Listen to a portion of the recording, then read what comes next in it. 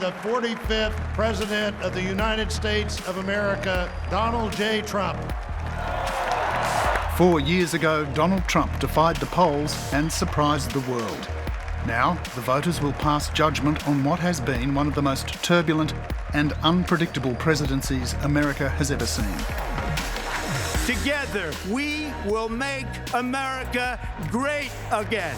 Thank you, God bless you, and God bless America. America faces a decisive choice.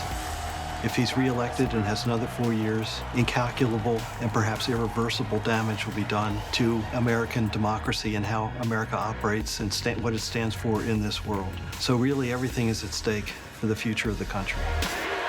With just over a week to go, the polls suggest Trump is behind and is set to lose the election. This is what a lopsided election looks like. Big leads in all the swing states. But this is all set against the legacy of 2016 and how wrong the polls were then and the unpredictability that is Donald Trump. I think he's got a decent chance, but I would be being dishonest if I didn't tell you I was a little nervous. Every once in a while I got to take a little nip to calm my nerves, and I don't know what's going to happen tomorrow.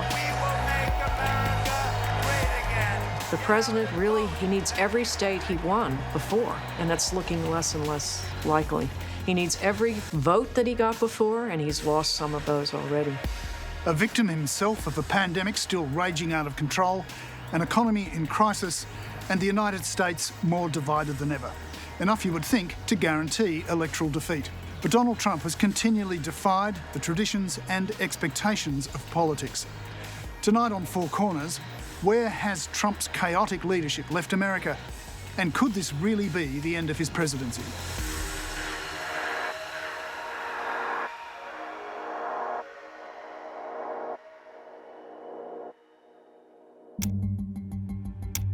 In US politics, they call these unexpected and wild-card events in the last month of a campaign the October surprise. And few have been as surprising as this. The President of the United States and the First Lady have both tested positive for the coronavirus. Throughout this extraordinary election year, no issue has had more of an impact on US politics than the pandemic. More than 200,000 deaths, more than 8 million Americans infected. It was the issue Donald Trump wanted to continue to downplay. But his own diagnosis ensured COVID would be the dominant theme of the last months of the campaign. I just left Walter Reed Medical Center, and it's really something very special. The doctors, the nurses, the first responders, and I learned so much about coronavirus. And one thing that's for certain, don't let it dominate you. Don't be afraid of it. I could never envision a horror show like this. This has been a nightmare.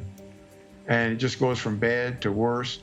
So it wasn't only not disclosing what he knew and not giving the appropriate warning and this ridiculous excuse of playing it down. He thought the pandemic could interfere with his re-election. And that was more important than the health of the American people. So it's very clear what has happened here. And this country is in a mess. We are in a situation in America where children can't go to school, people aren't going to work, and there's no unified national strategy, there never has been, to address it. He's never had an empathetic approach to the loss of life. President Trump approaches most issues as to what does it mean for me, at least as much as what it means for the American people. And for him, COVID was a direct, imminent, and possibly crippling threat to his presidency and what he wanted to accomplish. And it absolutely threatened the economy. And I think he consistently minimized the threat in order to preserve as much of his record going into this election year as possible. Now, COVID poses the biggest threat to one of this president's strongest group of supporters. Right. I think that if you look across the country, we are getting to a point where, things are opening. We've still got huge problems. We've still got between 750 and 1,000 people a day in America dying. it's like 2 747s going down every single day. It is, more people, every day or two than died on 9/11. This is a huge issue, and I think particularly for the elderly and others. Trump carried seniors by a substantial margin. Biden is carrying seniors today. And yes, the issue is, did tens of thousands of Americans, tens of thousands, die unnecessarily because there was not an effective COVID strategy? And the answer to that question is yes.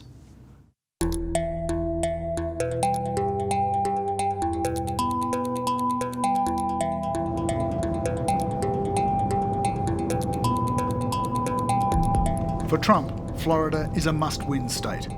It also has one of the oldest demographics in America. In presidential elections, it's always close. Due to COVID, Trump could be in trouble here. It's a very diverse state, from the Florida Panhandle, there's almost the Deep South, all the way through to cosmopolitan Miami. That's this mix of Cuban Americans. You've got retirees up Palm Beach and Fort Lauderdale. You've got a religious Bible Belt in the middle of the state around Orlando. It's a crazy diverse state, and hence a great barometer for what's happening in the rest of the country. No Republican has won the presidency without winning Florida in a century. Victory in Florida delivers a significant number of the Electoral College votes needed to win the election. It will be vital for Donald Trump. Almost all the cards have to come out the right way, and a little misstep in any one of them can see that come undone pretty quickly, and a big one would be Florida. If that card doesn't drop for Trump, then almost everything else has to go right. The Villages is America's largest retirement community.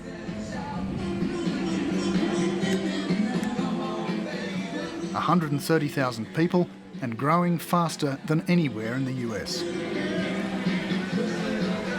It's a little slice of paradise. Sunshine and golf galore. The Villages. Welcome to Florida's friendliest hometown, The Villages. I didn't have much time to take naps. I don't think we've ever taken a nap. We've talked about it. And then we start happy hour. And the next day, we start all over again. The Villages has consistently been a Republican stronghold and helped swing the state for Trump in 2016. Welcome to The Villages.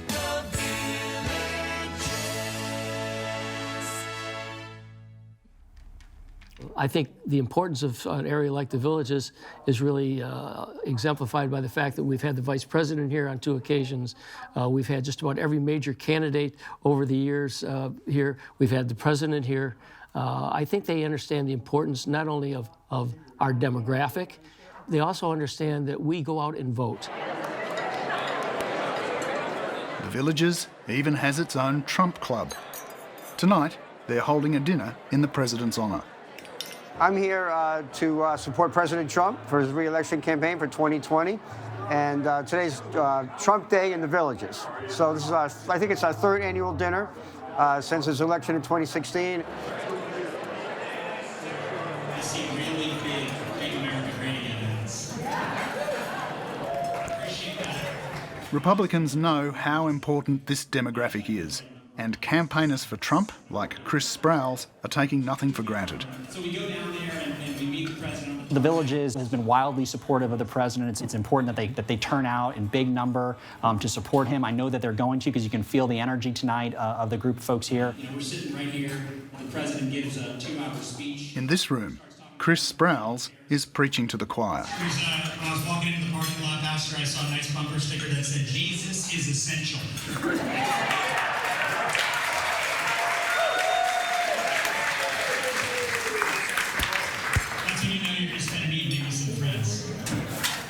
He loves God, he loves this country, and he loves us, and he fights for us, and he fights for liberty, and he supports the U.S. Constitution, which so many people like myself have fought for, and unlike me, have died for. They paid a dear price for our freedoms that so many people take for granted. Donald John Trump understands that, he gets that, and he fights for us. Yeah, go Trump. 4 more years, let's hear it.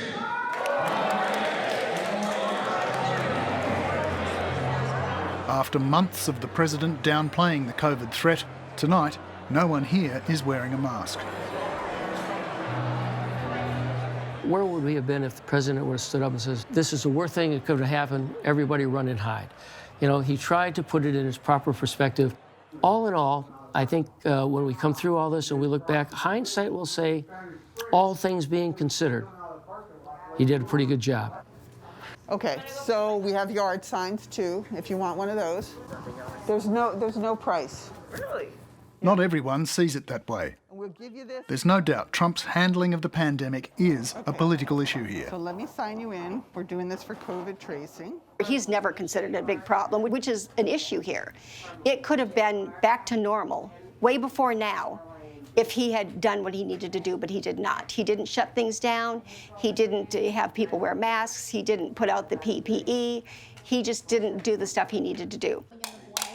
You live in the Villages, right? We do. Okay. On the other side of the fairway, Shelley Placito and her friends at the Villages Democratic Club are doing everything they can to prevent Trump taking Florida in 2020. Good morning. Hi. How are you? I just found you by accident. Good. I am registered to vote. Okay. And I have my registration card. Uh-huh.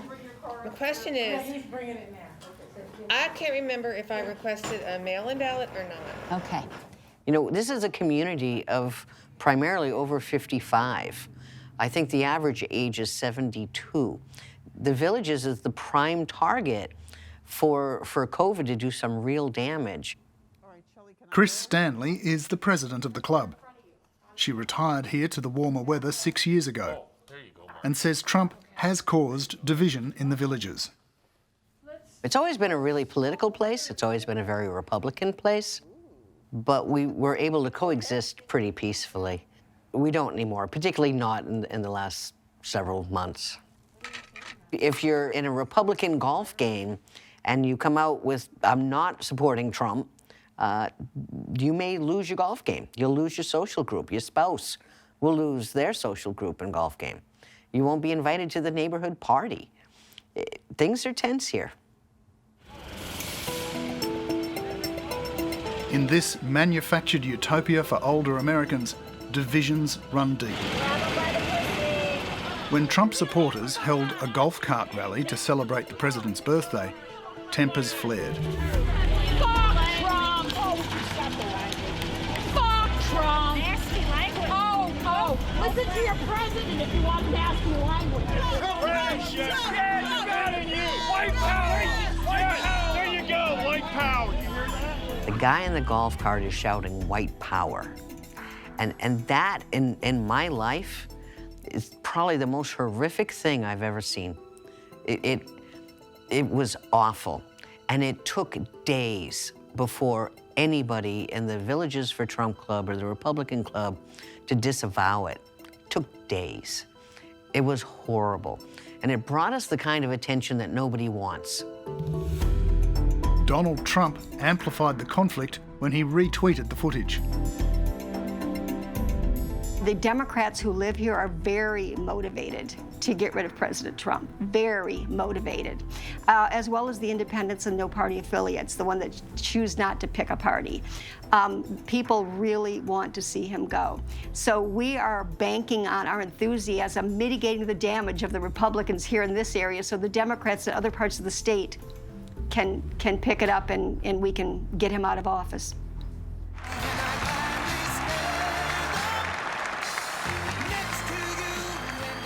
He knows he's in trouble here, but Trump isn't giving up without a fight. Just days after he was released from hospital, he flew to the airport closest to the Villages, pumped and full of COVID defiance. One thing with me, the nice part, I went through it. Now they say I'm immune. I feel so powerful. I'll walk into that audience. I'll walk in there. I'll kiss everyone in that audience. I'll kiss the guys and the beautiful women and everybody. I'll just give you a big fat kiss.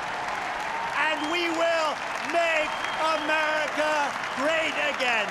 Thank you, Florida. Thank you very much. Thank you. Current polling suggests COVID has damaged Trump's chances in Florida. It is still close, but Biden is narrowly leading. Because they have a large retirement community, people aged 65 and over, and that cohort, according to the polls, are now favoring Biden because they feel a bit abandoned by this president in his response to or lack of response to COVID-19, because that's the most vulnerable group. So it'll be very interesting to see how Florida plays out. Scientists say Trump's leadership has failed America. Dr. Topol is one of the country's leading cardiac specialists.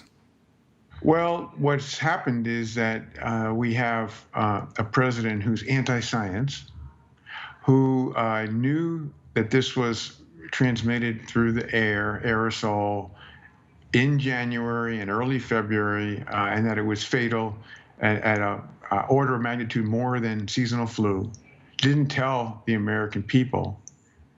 And throughout the entire pandemic has done everything possible to mismanage it, serving as a negative role model, to not wear masks, not distance, have big rallies, be a super spreader, you name it. It's unimaginable how many bad things can be done by a leader of a country.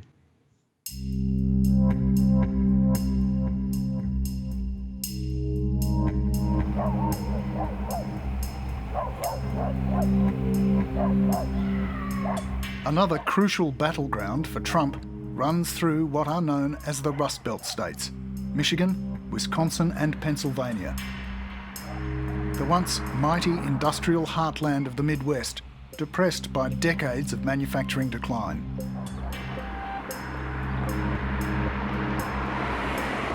In 2016, these states swung to Trump. If Democrats can win them back, the Trump presidency is finished.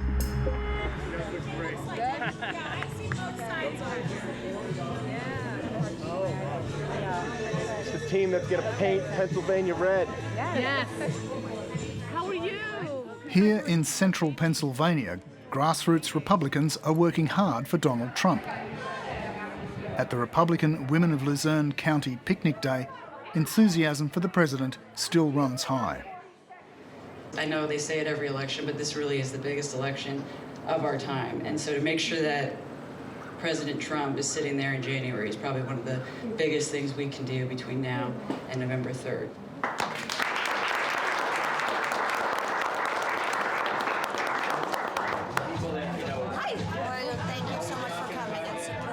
Trump narrowly won those three states: Michigan, Wisconsin, Pennsylvania. Across those three states, Trump's winning margin was less than 78,000 votes in total. Razor-thin margins in all three. So a little bit of swing back in each of those states delivers those three states, all states that Obama won in 8 and in 12. And of those three, just even on their own, were enough to come back. Biden wins if the rest of the map stays the same. So Biden begins in a pretty good place because Clinton lost so narrowly. Trump, on the other hand, is almost surely going to lose the national popular vote. And if he's going to win, it's going to be the same way he won in 2016, and that is by threading the needle of the Electoral College, winning states very efficiently, translating what is actually a pretty low, in relative terms, base of support into wins in just enough states to get there. Trump got there last time on the promise of bringing back industry. The Make America Great Again catch cry was a powerful message for people like Debbie Barbose. No, because they're going to ship the parts, and Mike will have to look them up anyway, so yeah. I feel President Trump can help the economy because he's a businessman. He's run businesses. Mom. He knows to run the country as a business. I feel Biden is more a feelings president than an economics president. When she's not organising Republican picnics, Debbie Barbose runs a machine tooling plant that makes parts for military equipment. Okay. Under Trump, her business is doing well. Make the extra one. He promised to bring manufacturing back to PA. Since he's been elected, we have 16,000 new manufacturing jobs in the area. The military, he increased spending with that. One industry close to us does military work. When he first took office, he increased the military budget by $760 million, and our workload increased 30%. But not everyone is seeing an economic recovery. Most of the old industries are still struggling, and the Trump presidency has failed to deliver for many ordinary workers. Unemployment in Pennsylvania is over 10%, and COVID has smashed the economy. The polls always showed that Trump had a higher approval rating on the economy than almost anything else. He did believe, and with justification for his base, in America standing up, pro-manufacturing jobs, build it in America, take on international institutions that threaten American competitiveness, take on the World Trade Organization. But yes, he did have a terrific economic record going into this campaign. But the problem is that most people in the United States are one step away from economic catastrophe. And guess what? COVID is the catastrophe. Scranton is one of those Pennsylvania communities struggling with the tough economy. Almost 78 years ago, Joe Biden was born here into a working-class family.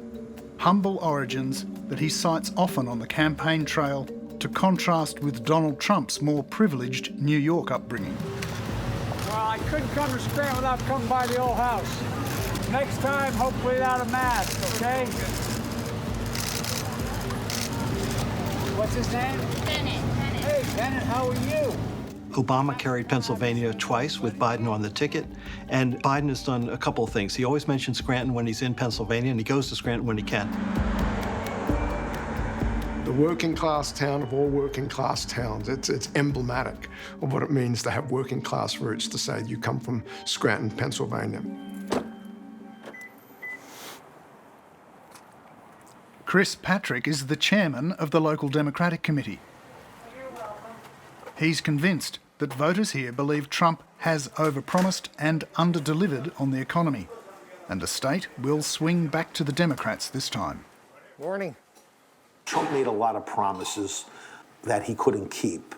You know, he would rejuvenate the coal industry. Well, that hasn't happened because, you know, people are getting away from fossil fuels. I'll have the ham, egg, and cheese breakfast sandwich. Sure. What would you like that on? Croissants, a roll, or name is not? A roll. On a roll? Yeah. That's exactly what it is. That's it. To win back Pennsylvania, we're in a battle. There's no denying we're in a battle.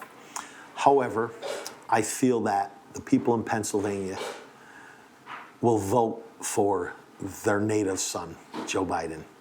It was a different election. This is a different election than it was in 2016. I think people trust Joe Biden. I think people could relate to Joe Biden.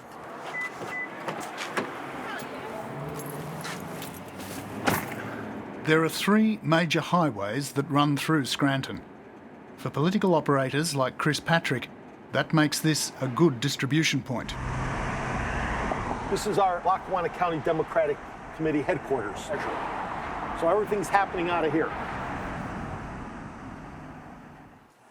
These are postcards that are being handwritten with a message from Joe Biden on one side, and we're sending out 35,000 of these to registered voters in Lackawanna County.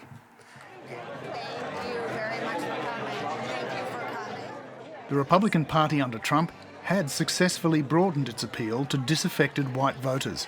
Contrary to what the media has to say, we're doing a good job. For many of these people, it has become the Trump Party. Donald Trump has had a big impact on the party.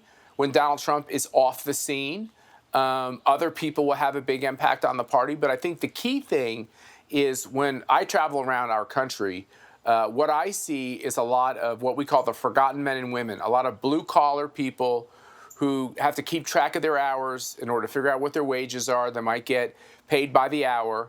But it's a lot of working class people that are now attracted to the party. Matt Schlapp is a committed Trump Republican, a long-time Conservative operative. His wife works on the Trump campaign. And the two of them are considered among Washington's most prominent Trump supporters. You know, I have yard signs, and my wife and I are very public in our support. Even voters who might not like everything about Trump will, in the end, vote for him because they know, number one, he'll take on the establishment, and number two, he did a good job of bringing the economy back before, and he can do it again. He can't really change. But there's a growing anti-Trump movement within Republican ranks. Republican Party is certainly not the party of Ronald Reagan or George H.W. Bush. You know, Ronald Reagan used to get criticized for being the 9-to-5 president. But boy, he kept regular hours. We were organized as a result of it. And it wasn't that he wasn't working after 5 o'clock or before 9 a.m., but he was over in the Oval Office from 9 to 5. And there was a rhythm and a certainty about how things operated. There's no certainty in this White House. I can't imagine trying to work in this White House. Kim Hoggard served at the highest levels in both the Reagan and Bush administrations. Now based in Sydney, she's just one of many Republicans alarmed by Trump. All these numerous Republican groups that have formed to not only attract disaffected Republicans, but to fundraise directly for Joe Biden. It's absolutely unprecedented and unusual, but it does reflect a party that has lost touch and has not been able to widen its base, has not been able to attract younger voters or voters of diverse background, and it's been an endemic problem in the Republican Party. The most deceptive, lying president in history finally told the truth. Some Republicans are so committed to bringing Trump down, they've started releasing online attack videos. When you do testing to that extent, you're going to find more people, you're going to find more cases. So I said to my people, slow the testing down, please. That's why this November, the most impactful of these groups calls itself the Lincoln Project. It's America. Reed Galen is one of the founders. Or Trump. A lot of us have spent decades, if not our entire careers, in Republican politics. I left the GOP in 2016 after Donald Trump won the nomination. But from our perspective, he was never a conservative. He's certainly not a Republican. And now he's an existential threat to the country. Something's wrong with Donald Trump. He's shaky, weak, trouble speaking, trouble walking. So why aren't we talking about this? This group of Republican rebels has attracted tens of millions of dollars to fund their campaign. So, we have several different kinds of ads we run. The ones that get the most attention are the ones that take President Trump and his family and his collection of goons around him to task. Trump is not well.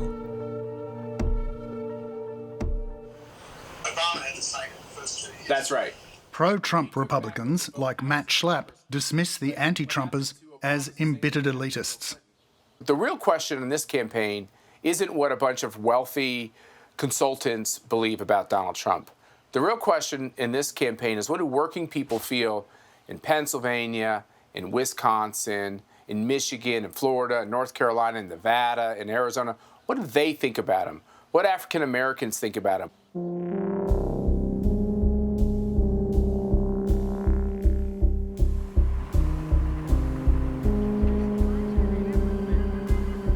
In 2020, Wisconsin is another must-win state for both sides. Donald Trump unexpectedly won here in 2016 by less than 1%. It's a battle that will be fought in the working-class white suburbs of one of the most segregated states in America. I think this election is going to probably be won or lost in the suburbs with women, with white women. I think that's going to be a big piece of whether Joe Biden is successful. It is why President Trump is working so hard to scare those suburbs, saying, you better watch out in his advertising. Literally, people are coming in. They're going to destroy your suburbs. They're going to destroy your way of living. Donald Trump would love this election to be about anything other than COVID. And so Black Lives Matter and the protests that come on the back of the George Floyd death get transformed from being an issue about racial justice to an issue about law and order, a frame that works better for him and his base.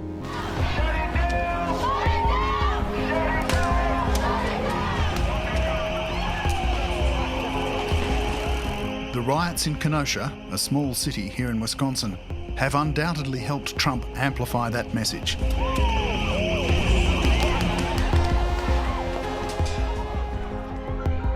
They were sparked by the shooting of yet another black man by police.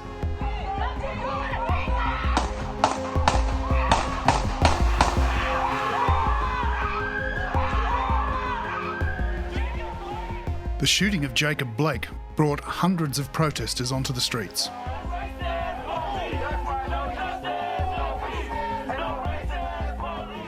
Our nephew was shot 7 times in the back. Nothing can justify that. He had no weapon, and he's paralyzed right now in the hospital. And our family is thanking everybody around the world. Little Jake is everybody's little Jake. Conversations that African-American families have to have with their loved ones before they walk out the door tells you it's just not a rogue cop, but a systemic racism that we're talking about.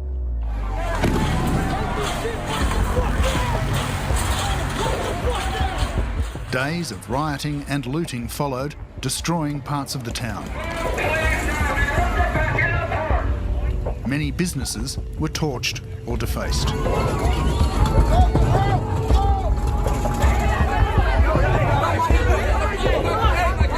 Small groups of armed militia joined the fray, one of whom was 17-year-old Kyle Rittenhouse, who shot and killed 2 protesters.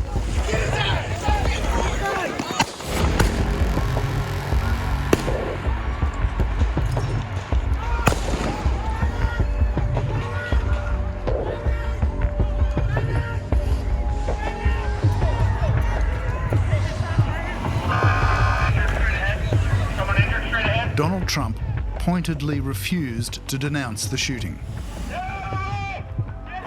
We're looking at all of it. That was an interesting situation. You saw the same tape as I saw, and he was trying to get away from them, I guess, it looks like, and he fell, and then they very violently attacked him, and it was something that we're looking at right now, and it's under investigation, but I guess he was in very big trouble. He would have been, he probably would have been killed, but it's under investigation.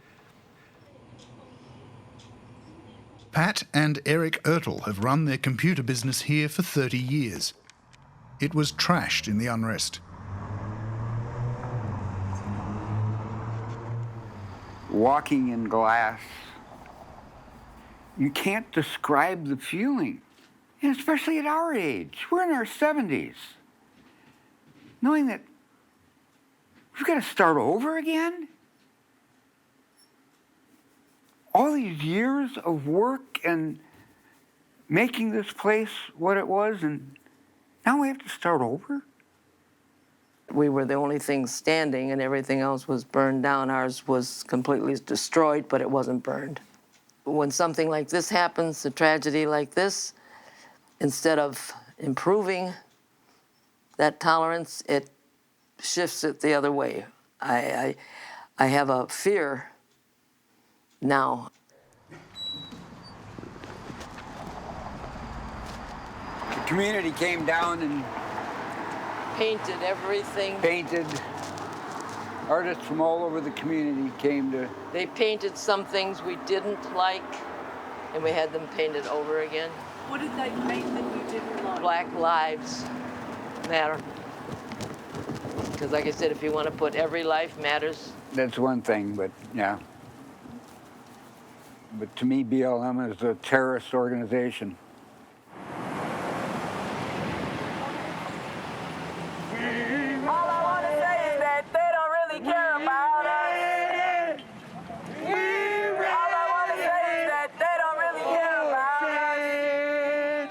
Since the riots, smaller protests have become a weekly occurrence.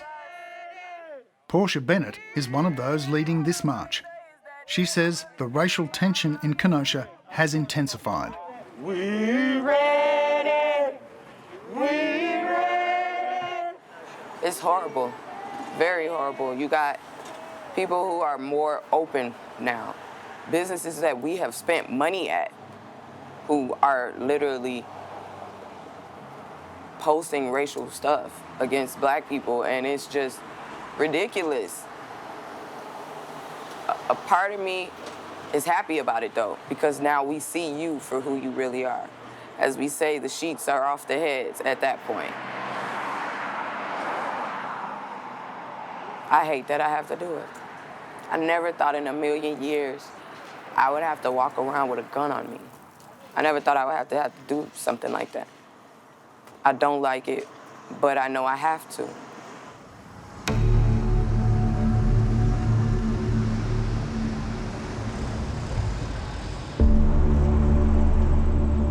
Frank Nitti is a Black Lives Matter activist from nearby Milwaukee. In August, he led a 25-day protest march from Wisconsin to Washington, D.C. Along the way, he came face to face with an America which is still deeply racist, a schism fueled and encouraged by the president. When we walked through Indiana, everyone that was calling us nigger, everyone saying, get the fuck out of the street, fuck you niggers, go fucking home, get out of our fucking community, and all the stuff that they called us, they didn't have Confederate flags. A few of them did. They had pickup trucks, Confederate flags, and like a Trump 2020 hat or a Trump 2020 poster. No one had suits. We didn't see any white suits, any pointy hats. We never saw those people. Everyone that antagonized us had Trump 2020 posters. And they truly believe that Trump is supporting that. Even if it's just rhetoric, even if he doesn't, he hasn't clearly told them that as a president, you know what? I don't support the individuals that look at me this way, or I don't support anyone that does that.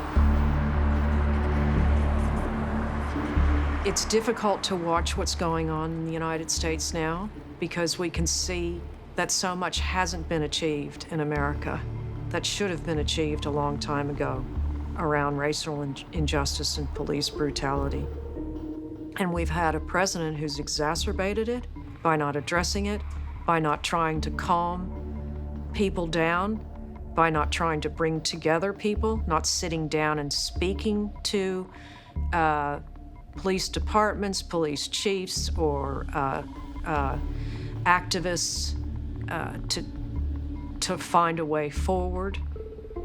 To acknowledge that there are issues that need to be addressed. The people understand, Joe. 47 years, you've done nothing. Trump's aggressive, confrontational approach was on full display when the candidates met for their first televised debate. Let people know you're a senator. I'm not going to answer the question Why wouldn't you answer that because question? the question is radical left. Will you shut up, man? Listen, who is on your list, Joe? Who's on your list? Right. Gentlemen, I think we've ended this. He's going to pack the court. We have ended. Not going to give a His failure to condemn right-wing extremists alarmed many viewers. Are you willing tonight to condemn white supremacists and militia groups and to say that they need to stand down and not add to the violence in a number of these cities, as we saw in Kenosha and as we've seen in Portland? Sure, Are you I'm prepared willing to do specifically that, but do it? Well, go ahead, sir. I would say almost everything I see is from the left wing, not from the right wing. So what are you saying? I'm willing to do anything. I want to see peace. Then do it, sir. Say it. Do it. Say it. Do you want to call him? What do you want to call him? Give me a name. Give me a white name. Supremacists and who would you like me to condemn? White supremacists and right Proud Boys. Stand back and stand by. But I'll tell you what. Somebody's got to do something about Antifa and the left, because this is not a right-wing problem. This is a left-wing. This is a left-wing problem. White supremacist. This has been viewed as a pivotal moment. At a point in the campaign where Trump needed to broaden his appeal, he instead doubled down with a message to his base. Since then, his support has slipped even more. I hope it's going to be a fair election. I look at that debate performance and I wonder what was going on, what was the strategy in there? If you understand that those are the votes that are going to decide this election, or are quite likely to, what about that debate performance appealed to them? It was a base performance. And Donald Trump is very good, in fact, almost historically great at revving up the base. But his approval numbers have been so stable, it reveals how stubborn his support base is, number one, but how unable he has been to grow it over the course of his presidency. To stand up there as the president, as the commander-in-chief, as a leader of the country, to not be able to condemn white supremacy and prejudice. And I'm very disappointed that that moment has occurred in America on national television at a presidential debate. It's shameful behavior. See you, pal. Thanks a million. Thank you. Good deal. If you can believe the polls, Joe Biden is heading for a landslide victory. He said so many things that aren't true. Even Trump's supporters are worried. I think he's got a decent chance, but I would be being dishonest if I didn't tell you I was a little nervous. Every once in a while, I got to take a little nip to calm my nerves, and I don't know what's going to happen tomorrow. And by the way, Donald Trump, he's so aggressive that you never know what's going to happen in 24 hours. The news shifts here so dramatically. Please welcome the 45th President of the United States. Hello, Prescott. I better speak fast, this sun is hot. Think I'm doing this for my health? Having recovered from COVID, Trump has spent the past few weeks barnstorming the country with his signature rallies. COVID, pandemic, COVID. And seasoned Democrat campaigners are not writing him off yet. We win Wisconsin, we win the whole ballgame. Donald Trump is someone who knows no guardrails, who is willing to do and say anything, has said tens of thousands of lies. And so all of those conventional things that you do in a campaign where at least you expect some degree of safety because there are norms of behavior and there are limits to what one would do, are all off the table when it comes to dealing with Donald Trump. Get out and vote. Do those beautiful absentee ballots or... For months, Trump has been suggesting the vote could be rigged and questioning the validity of the postal vote system. As if the election is rigged. Remember that. In a year when COVID is expected to see a huge increase in people casting their vote with mail-in ballots. Mr. President, will you commit to making sure that there is a peaceful transferal of power after the election? Well, we're going to have to see what happens. You know that I've been complaining very strongly about the ballots, and the ballots are a disaster. I understand that, but people are rioting. Do you commit to making sure that there's a peaceful transferal of power? We want to get rid of the ballots, and you'll have a we'll have a very peaceful. There won't be a transfer, frankly. There'll be a continuation. The ballots. Never before we heard a president so delegitimize the most trusted democratic election system in the world, and to already declare that the election is rigged if he doesn't win, and to devalue the legitimacy of mail-in ballots themselves.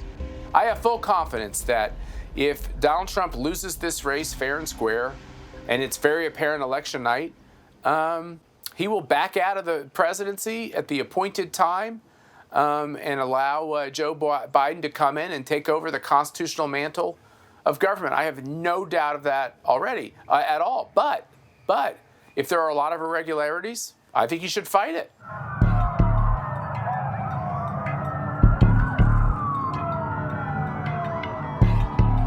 "4 years of the Trump presidency has left America reeling. It's more divided and fractious than ever. The COVID epidemic is still ripping through the country, and the economic costs will be a burden for a generation. Whatever happens on November the 3rd, this country will take a long time to heal. It has to start with just us turning down the temperature. We can't have the chaos. We can't have the tweets. We can't have the pitting one against the other as a political strategy that is executed every day out of the White House briefing room, out of the White House Rose Garden. You got to start there and then hope as time goes on, and it won't be immediate, that people can get to a place where we can talk again. He's left a ballooning debt and deficit. He's left a hollowed-out government with positions unfilled, a diplomatic corps that's lost morale, an intelligence agency that has been torn apart with how it can advise the president. He's left a wake of destruction behind him. That is his legacy.